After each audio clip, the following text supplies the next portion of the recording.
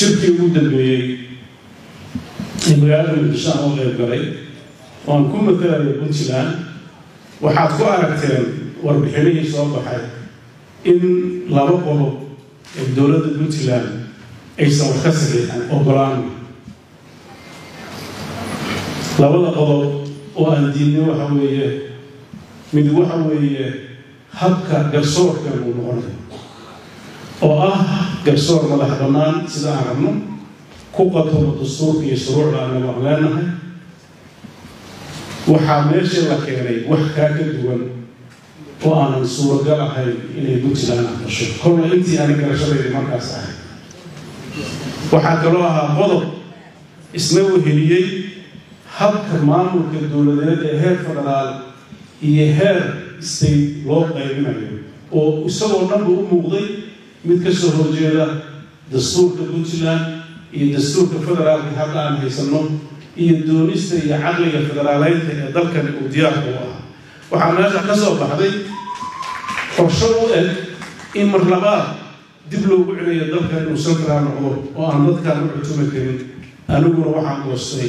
awoodayda dastuuriga ma ahayn go'aanada noocaas kale inaan qaato inaan dib ula soo noqdo bulshada maxaa hadda markii nala waxaan insha Allah bari soo saari doonaa warqad ku aadan mowqifka dowladda oo muddadii hadda aan joognay aan ka shaqeynayno oo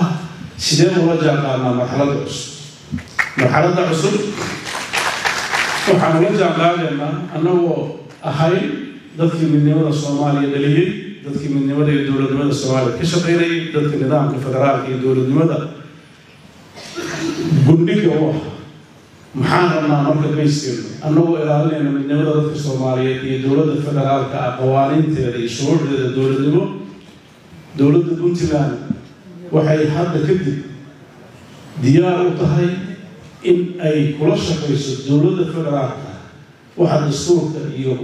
dasaatiirka labada dowladood ay qorayaan waxaa kaloo diyaar u nahay inaan wada xaajood ka galno waxyaabaha dhiban ee hortamidka waxa ugu muhiimsan oo halkaa ka soo baxay waxay ahayd in la rabay dastuurka in la dhammaystiro iyadoo qadiyadii Soomaaliland aan meesha lagu soo qaaday oo ay ka dhigan tahay in gobollada Sool iyo Sanaag la doonayo in Soomaaliland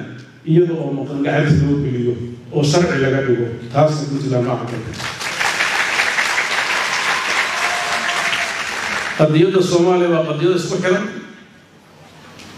waxa ugu horeeyana waxa weeye Puntland iyo Soomaaliland qadiyadooda horta meel lagu furo dhulka ka maqan Puntland la soo celiyo dadka Puntland